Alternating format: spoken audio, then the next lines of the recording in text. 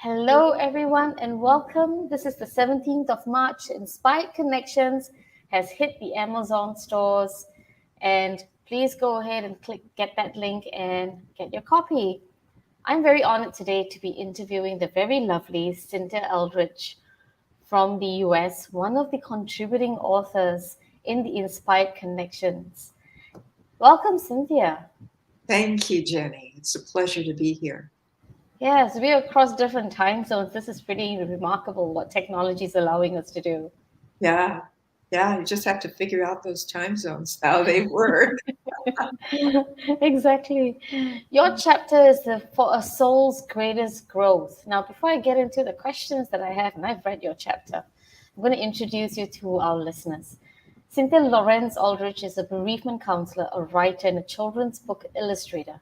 She loves supporting women who have lost a beloved to travel their unique journey of loss and grief, to find a new life worth living, one filled with love for who they are and doing what brings them joy. Her work is inspired by the unexpected death of a beloved husband, with whom she shared a beautiful, inspired relationship for 35 years. After healing herself with the support of grace from highly dysfunctional relationships in her family and first marriage. With so much love to share, Cynthia began writing her memoir, Awakening to Life, a journey from grief to joy, offering love and wisdom as a support for others.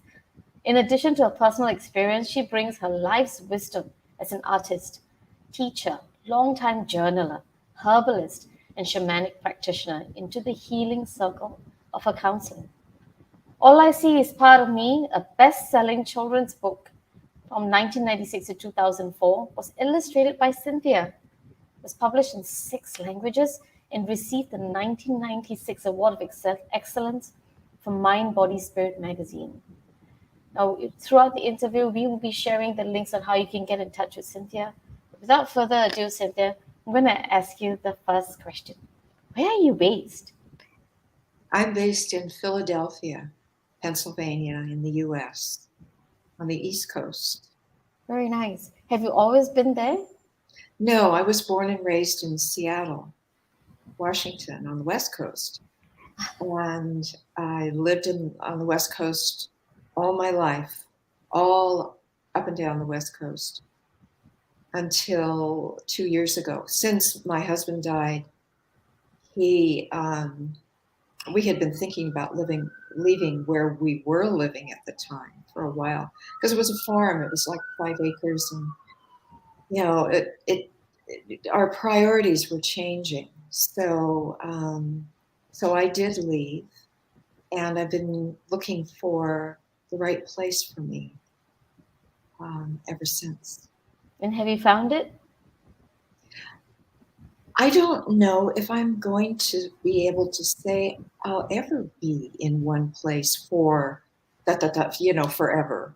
You Yeah. know, I feel as though there's another place I will be living that I don't have any idea or any desire to leave here right now.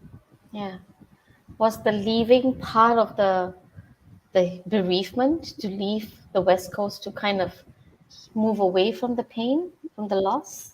No, we were actually inland a little ways. We were living in the Four Corners area of the US, which is where Colorado and New Mexico and Arizona and Utah come together. And Mm. there's a lot of red rock and Indian history in that area. And it's red rock and green where we were living because of mountains and water and all the greenery, and yet this small valley we lived in had huge red rock. So I was there for 25 years. Bruce was there for 23 of those years, and we had been talking about leaving. So I knew that I was going to be leaving. In fact, I could feel at one point that, like, his hands in back of my back, time to go. It's time to go. It's gently urging you. Yeah, It's yeah. beautiful. Tell us about Bruce. And that this, I hear you had this list of the men you wanted to be with. I had a horrific first marriage. I talk about this part in my chapter because it has to do with healing from very dysfunctional family life and then how that led into this first marriage. So I got out of that uh, abusive marriage, and then I was living on my own for the first time in my life. I was 27 or 28 or something, and I was living on my own finally. So I was relishing that, and I began my healing process, and I also talk about that in the book Inspired Connections. And so along came Bruce. I was teaching at a private art school in Hollywood, of all places, at that point. And he had come down from Northern California in order to go to chiropractic school. And his brother lived there, and they had a Mexican meal that night and a couple margaritas. And after that, a couple margaritas, Bruce was like, I don't want to be a chiropractor. I want to be an artist. Because he was an artist through and through. And so we met. That's how we met. But I was hands off. I mean, immediately we connected. He knew I was the one for the first time shaking hands. And I didn't have a clue because I was trying to put myself together after this first marriage. And so when it became apparent, I mean, we just fell into, we were sharing our lives right off the bat. And, and I shared a sketch of what I had gone through. Because he walked in on my class and said he wanted to take painting lessons. So I said, well, just stay and observe my class. So afterwards, we talked for a while. And so then,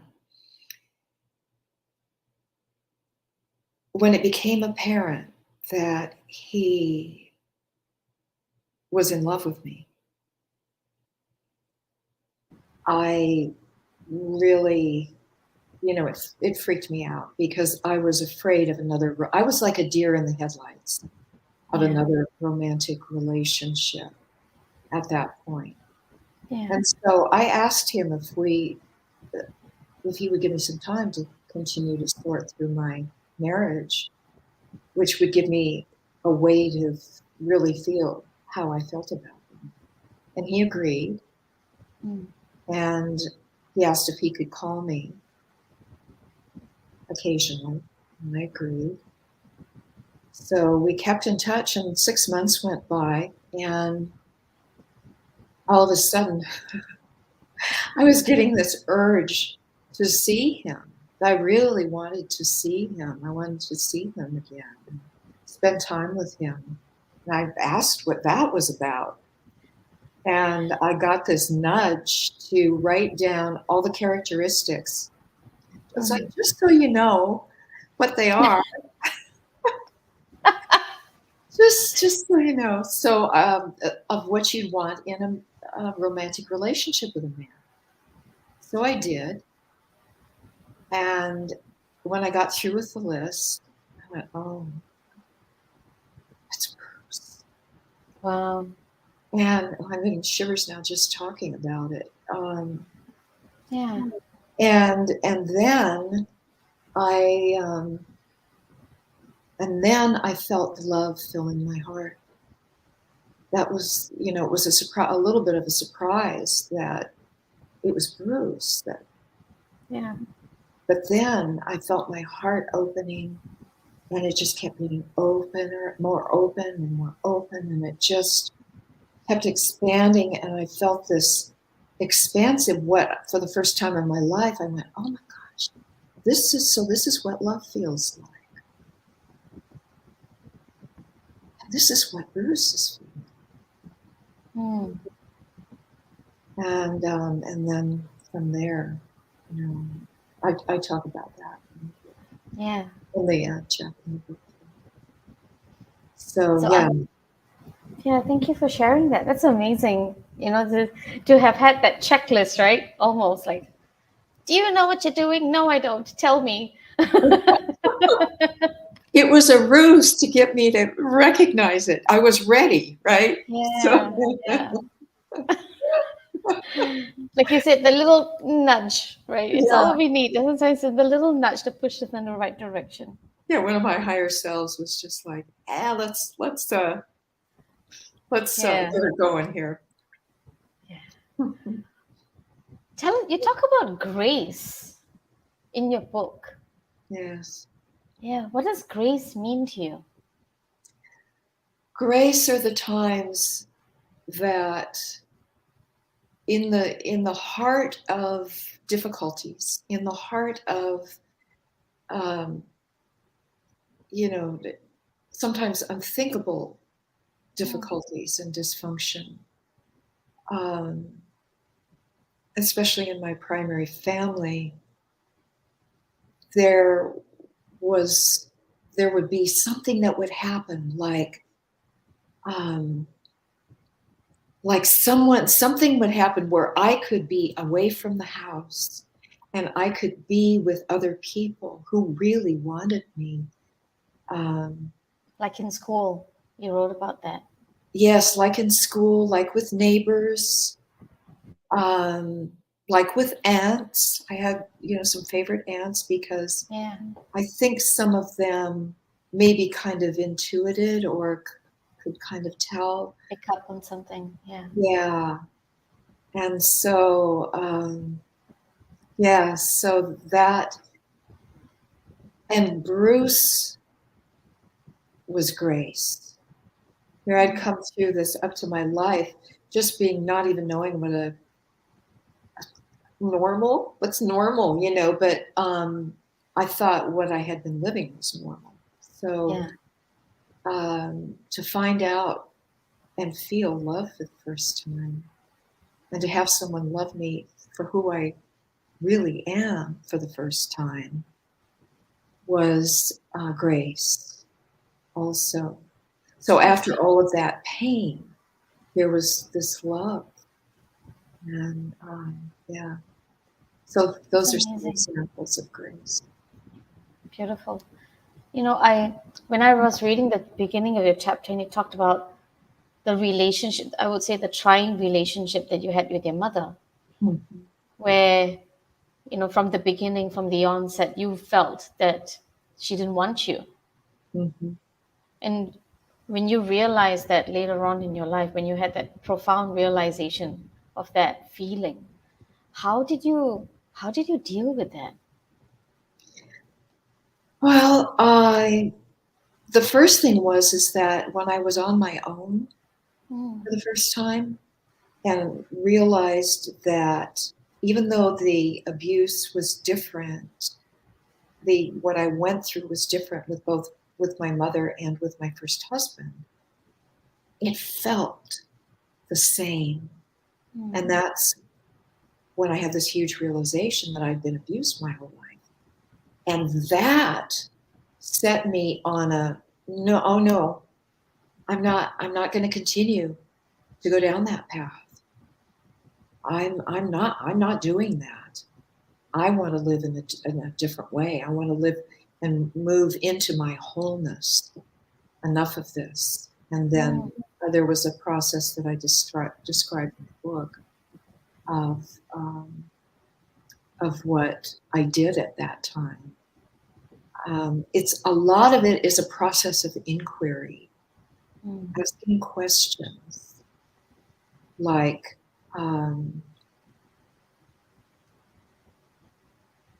what can I do differently?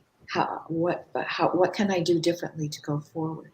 And I always had this connection with, I thought of it as nature. I've always been connected to nature. That was one of my refuges. That was a refuge for me.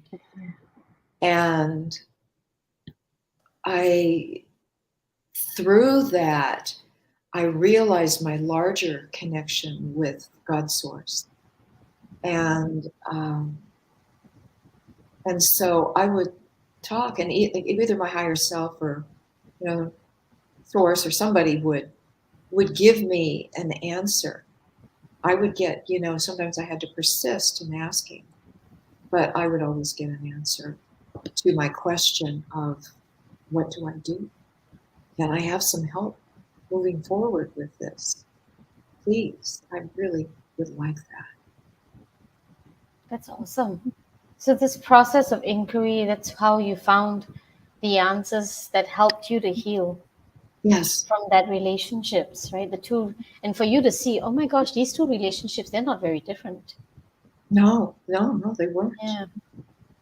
The thing was, is they felt. That's the thing that just blew my mind. They felt exactly the same, even though they were different. Yeah, it's really amazing.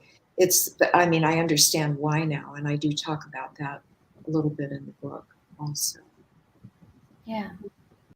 With why that is the case. How did you come into shamanic healing? When we moved to Castle Valley, is the name of the little valley in the Four Corners area in southeastern Utah, in the Red Rocks, where we lived, very, very rural and very beautiful. Castle Valley, like a national park, small valley. And there was a woman there who was attending, getting trained in shamanism. And she was going to school in San Francisco or in different parts around the country. And she had gotten to the point where she was beginning to teach some of the basic things about it. And I'd always been interested in that, feeling like I'm an old Indian, kind of thing. And I have a lot of memory and a lot of connection with those people. And so I studied with her just informally. There were a small group of us, and then I went to the school in San Francisco also to get it from the guy who was, actually teaching everybody to how to do it and how to teach it and everything. So anyway, I did that, and I was doing it naturally anyway because I talked to everything in nature from the time I was a little girl. And I had this experience when I was 5 years old of laying on the grass in the backyard, and I did frequently, and just watched all the life down there. And I shrunk myself down to that size, and I was living down there, and then would come up and back down. And it was so fascinating to me, life, Yeah. And then I had this vision where I saw everything was connected, and everything. I don't talk about this in the book, so I am going to describe it here. Sure. The interconnectedness of everything, and that everything was one. And I knew I was 5 years old, and I had the word energy. Everything was energy. And, so, that comes from, lifetimes of dealing with that. And when my parents got home, I ran into the house. I was so excited. They had gone to the funeral of my mother's father, and we had a babysitter. I had a little baby brother by then. And so I ran in the house and said, Mom, Dad, there's, Grandpa's not, really gone because everything is energy and he is too. Yeah. And they were, my mother was pretty Christian and she didn't appreciate that. And I didn't understand that at the time, but I got it. That day. I got it. So I didn't, I kept that stuff to myself. Yeah. That. You just have a deep inner knowing. Mm-hmm. I just knew. Right? Of everything being interconnected, everything being one, even as a child. Yes. Yes. Knowing this now, that this 5-year-old you had this awareness, and as you reflect on your life and everything that you've gone through and what you've experienced with Bruce, what does that tell you now about your life? It tells me a lot of things. But what I'll speak to right here is that I came in with a big mission. And for whatever reason, there were, it's like there were karmic things that I needed to, not like karma, the way we think of karma, but just working through and balancing what's out of balance in all, the incarnations. And so there were some things that I needed to address in this life. And so, because I did remember that I had agreed to these parents. And that there was a reason for that. And so there were things that I needed to bring to balance and wisdom to be gained. Yeah. So, to close the loop. Yes. To close the loop. Close the loop. Close that circle. Is it cool if I take you back to the time, like 3 months after you lost Bruce? Mm-hmm. What was your life like then? I was in the process of simplifying my life. That's one of the things that came out of his passing. The first thing I knew was that I was going to sell the property, the acreage, our little mini farm in Castle Valley. I knew I was going to do that. I didn't know exactly when I was going to do it, but that was the first thing. And the other thing was, as I went through the house, I just, partly in preparation for that, and partly I had the feeling of I did know where I was going to go. It was a place I had wanted to do a spiritual retreat at for most of my life up to that point, in Mendocino, California, in the Redwoods. And I knew I was going to move there to start with. So in preparation because I had that sense I would be moving. Yeah.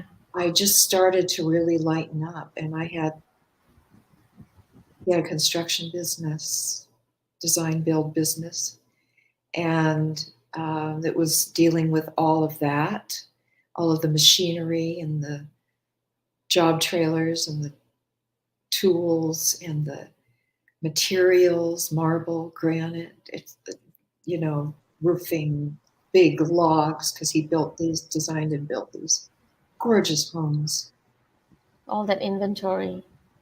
Yeah, all the inventory, all the things left over from building over a period of whatever it was, 14 years, 15 years that he was doing just that.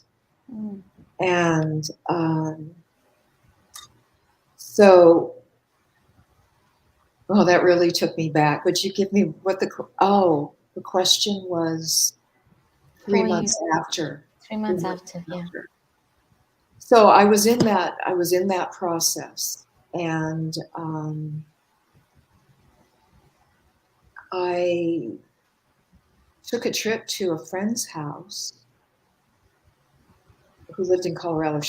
I had met her in Casa Valley, but I took a trip there just to get away for a little bit. I'd had a celebration of his life at the last house that he had designed and built. And so I went, and it was in early March he died in 2014, and this was early 2015. And I was there, and we were up talking, half the night.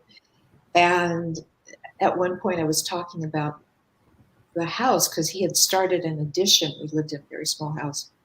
We had always wanted a kitchen addition, and he had started that. It was a shell. It was all, and I had it sided and got a door on it and stuff. So, and it was like, was I going to finish the inside? Gosh, I really didn't. It was an old dream, and I had a new dream starting to form in me just through the calling of and the gentle nudge. Yet another gentle nudge. Yeah. And so I was talking about that, and my friend said, well, how do you feel about that? Do you really want to finish that edition? And it just came out of me. It just burst out before I could even have a thought of it or anything. She didn't even finish her sentence, and I went, I don't want to effing finish that. I don't want to have anything to do. It just came out. I just started, did I just say that? Well, that's the truth then. Yeah. Wow. So I sold it as is when I, eventually sold it after I got everything else sold. Most everything, fit everything into a 16-foot rental trailer, and drove to Mendocino with someone. Yeah. But how amazing it is. What a gift to have a friend who asks, is that really what you want? That brings out the answers in you. Yeah. What a blessing. What a blessing. Yeah. Yeah. That's grace too. Yeah. Grace comes in different levels and different faces. Beautiful. So that's what I was doing. And I just to close the circle on that. So I got to Mendocino, and because I was so busy, first with death details, and then with simplifying and selling everything, that by the time I got to Mendocino, I realized, even though my grief had been moving, even though I had embraced my grief, even though I had welcomed the communication that I was having with Bruce, which is something that I always had also my whole life, is spirits who had passed over would come to me. This was much more than that, but it went on for much longer. But even though all of that, and I was doing a lot of grieving, emotionally, whatever I felt, I was letting it move.